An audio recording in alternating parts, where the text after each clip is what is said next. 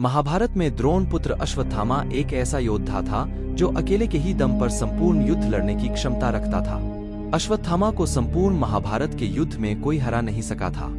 वे आज भी अपराजित और अमर हैं। आओ जानते हैं अश्वत्थामा के जीवन से जुड़े ऐसे रहस्य जिसको हर कोई जानता चाहता है और अंत में ऐसा रहस्य तो अभी तक कोई नहीं जान पाया है। दोस्तों, मेरे YouTube चैनल ब्लडी थ्रिलर में आपका स्वागत है। अश्वत्थामा का जन्म भारद्वाज ऋषि के पुत्र द्रोण के यहाँ हुआ था। उनकी माता ऋषि शरद्वान की पुत्री कृपि थी। तपस्यारत द्रोण ने पितरों की आज्ञा से संतान प्राप्ति हेतु कृपि से विवाह किया। कृपि भी बड़ी ही धर्मज्ञ, सुशील और तपस्विनी थी। दोनों ही संपन्न परिवार से थे। द्रोणाचार्य ने शिव को अपनी तपस्या से प्रसन्न करके उन्हीं के अंश से अश्वत्थामा नामक पुत्र को प्राप्त किया। अश्वत्थामा के पास शिवजी के द्वारा दी गई कई शक्तियां थी। वे स्वयं शिव का अंश थे। जन्म से ही अश्वत्थामा के मस्तक में एक अमूल्य मणि विद्यमान थी, जो कि उसे दैत्य, दानव, शस्त्र, व्याधि, देवता, नाग आदि से निर्भय रखती थी। इस मणि के कारण ही उस पर किसी भी अस्त्र शस्त्र का असर नहीं हो पाता था। जन्म लेते ही अश्वत्थामा ने उच्चैःश्रवा अर्थ अश्व के समान घोर शब्द किया, जो सभी दिशाओं और व्योम में गुंज उठा। तब आकाशवाणी हुई कि इस विशिष्ट बालक का नाम अश्वत्थामा होगा। अश्वत्थामा के जन्म के बाद द्रोण की आर्थिक स्थिति गिरती गई। घर में कुछ भी खाने को नहीं बचा। विपन्नता आ गई। इस विपन्नता को दूर करने के लिए द्रोण परशुराम जी से विद्या प्राप्त करने उनके आश्रम गए। द्रोण आश्रम से लौटे तो घर में गाय तक न थी। अन्य ऋषि कुमारों को दूध पीते देख अश्वत्थामा दूध हेतु रोता था और एक दिन द्रोण ने देखा कि ऋषि कुमार चावल के आटे का घोल बनाकर अश्वत्थामा को पिला चुके हैं और अबोध बालक अश्वत्थामा, मैंने दूध पी लिया, यह कहते हुए आनंदित हो रहा है। यह देख द्रोण स्वयं को धिक्कार उठे। इससे यह सिद्ध होता है कि अश्वत्थामा ने अपना बचपन कैसे बिताया। उनके लिए घर में पीने को दूध तक नहीं होता था, लेकिन जब वे अपने मित्रों के बीच रहते थे तो झूठ ही कह देते थे कि मैंने तो दूध पी लिया। पिता ने जब बालक अश्वत्थामा की यह अवस्था देखी तो उन्होंने खुद को इसका दोषी माना और वे उसके लिए गाय की व्यवस्था हेतु स्थान स्थान पर घूमकर धर्मयुक्त दान के लिए भटके, लेकिन उन्हें कोई भी गाय दान में नहीं मिली। अंत में उन्होंने अपने पुत्र अश्वत्थामा के साथ अपने बचपन के मित्र राजा द्रुपद के दरबार में जा पहुंचे। राजा द्रुपद की राजसभा में पिता की अवमानना बालक अश्वत्थामा ने देखी थी और देखी होगी उनकी विवशता और क्रूर विडंबना की शस्त्र के ज्ञाता भी सत्तासीन मदमत्त व्यक्ति द्वारा अपमानित होते हैं। अश्वत्थामा के बाल मन पर उस वक्त क्या गुजरी होगी जब उनके पिता को वहां से धक्के मारकर निकाल दिया गया।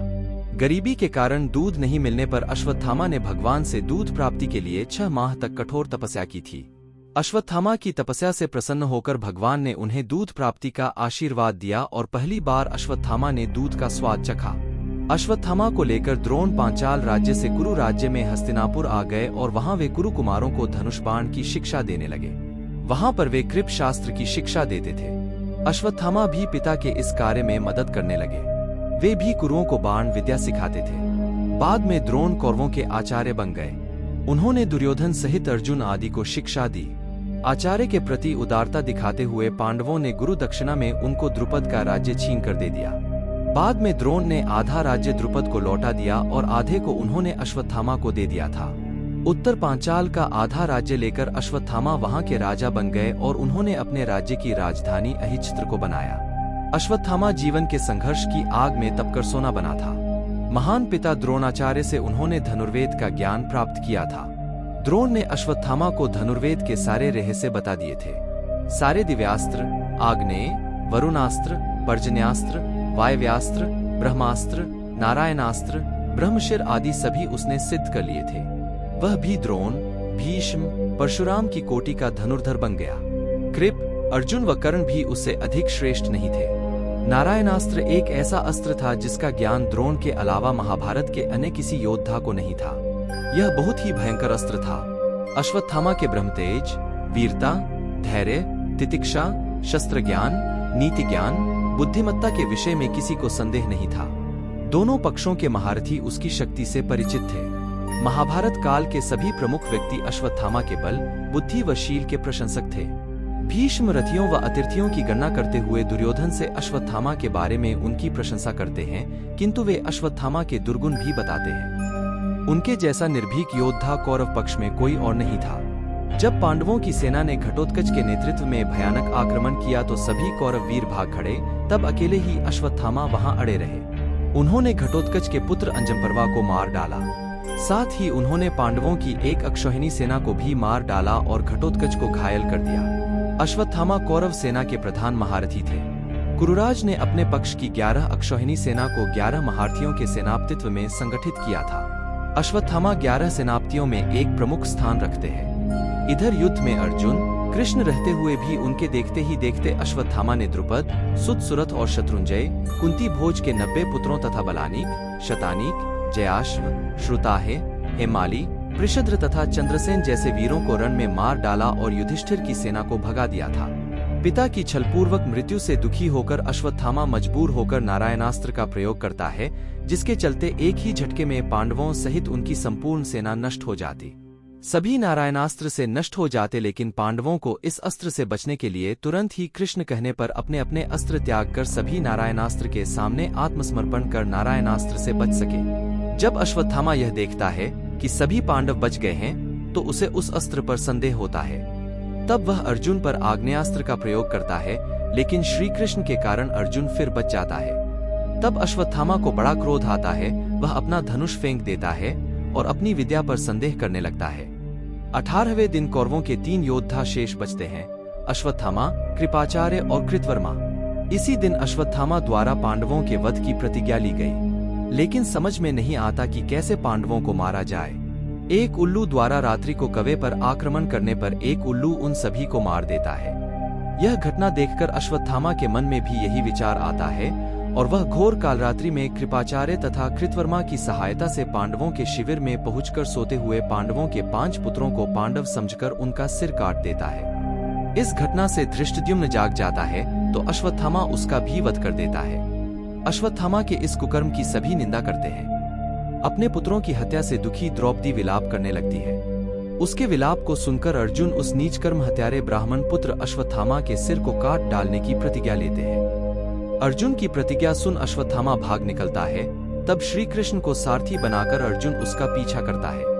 अश्वत्थामा को कहीं भी सुरक्षा नहीं मिली तो भय के कारण वह अर्जुन पर ब्रह्मास्त्र का प्रयोग कर देता है। मजबूरी में अर्जुन को भी ब्रह्मास्त्र चलाना पड़ता है। ऋषियों की प्रार्थना पर अर्जुन तो अपना अस्त्र वापस ले लेता है, लेकिन अश्वत्थामा अपना ब्रह्मास्त्र अभिमन्यु की विधवा उत्तरा की कोख की तरफ मोड़ देता है। कृष्ण अपनी शक्ति से उत्तरा के गर्भ को बचा लेते हैं। अंत में श्री कृष्ण बोलते हैं, हे अर्जुन, धर्मात्मा, सोए हुए, असावधान, मतवाले, पागल, अज्ञानी, रथहीन, स्त्री तथा बालक को मारना धर्म के अनुसार वर्जित है। इसने धर्म के विरुद्ध आचरण किया है, सोए हुए निरपराध बालकों की हत्या की है। जीवित रहेगा तो पुनः पाप करेगा, अतः तत्काल इसका वध करके और इसका कटा हुआ सिर द्रौपदी के सामने रखकर अपनी प्रतिज्ञा पूरी करो। श्री कृष्ण के इन वचनों को सुनने के बाद भी अर्जुन को अपने गुरुपुत्र पर दया आ गई और उन्होंने अश्वत्थामा को जीवित ही शिविर में ले जाकर द्रौपदी के समक्ष खड़ा कर दिया। पशु की तरह बंधे हुए गुरुपुत्र को देखकर द्रौपदी ने कहा, हे आर्यपुत्र, ये गुरुपुत्र तथा ब्राह्मण है। ब्राह्मण सदा पूजनीय होता है और उसकी हत्या करना पाप है। आपने इनके पिता से इन अपूर्व शस्त्रास्त्रों का ज्ञान प्राप्त किया है। पुत्र के रूप में आचार्य द्रोण ही आपके सम्मुख बंदी रूप में खड़े हैं। इनका वध करने से इनकी माता कृपि मेरी तरह ही कातर होकर पुत्र शोक में विलाप करेगी। पुत्र से विशेष मोह होने के कारण ही वह द्रोणाचार्य के साथ सती नहीं हुई। कृपि की आत्मा निरंतर मुझे कोसेगी। इनके वध करने से मेरे मृत पुत्र लौटकर तो नहीं आ सकते, अतः आप इन्हें मुक्त कर दीजिए। द्रौपदी के इन धर्मयुक्त वचनों को सुनकर सभी ने उसकी प्रशंसा की। इस पर श्री कृष्ण ने कहा, हे अर्जुन, शास्त्रों के अनुसार पतित ब्राह्मण का वध भी पाप है और आत्ताई को दंड न देना भी पाप है, अतः तुम वही करो जो उचित है। उनकी बात को समझकर अर्जुन ने अपनी तलवार से अश्वत्थामा के सिर के केश काट डाले और उसके मस्तक की मणि निकाल ली। मणि निकल जाने से वह श्रीहीन हो गया। बाद में श्री कृष्ण ने अश्वत्थामा को भटकने का शाप दिया। अश्वत्थामा व्यास के साथ वन चल गए। आज भी भारत के जंगलों में अश्वत्थामा को देखे जाने की घटनाएं दर्ज की जाती है। कभी उसे मध्य प्रदेश के जंगलों में देखा गया तो कभी उड़ीसा के और कभी उत्तराखंड के जंगलों में। अश्वत्थामा आज भी जीवित है और वह कल्प के अंत तक जीवित रहेंगे। ये थी अश्वत्थामा की जिंदगी की दर्दभरी कहानी।